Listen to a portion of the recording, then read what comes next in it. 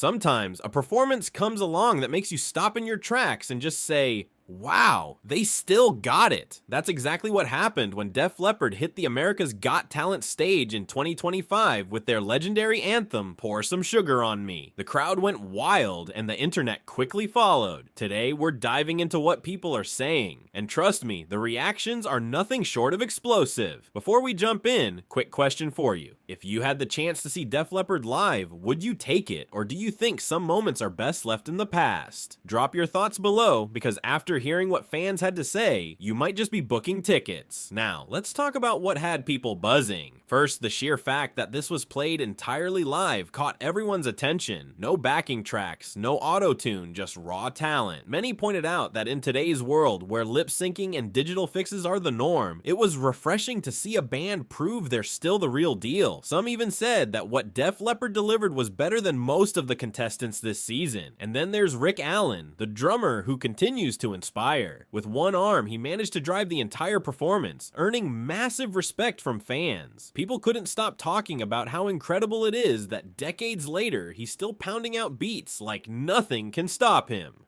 Another big theme? Age doesn't define greatness. These guys are in their 60s, yet they rocked the stage like it was still the 80s.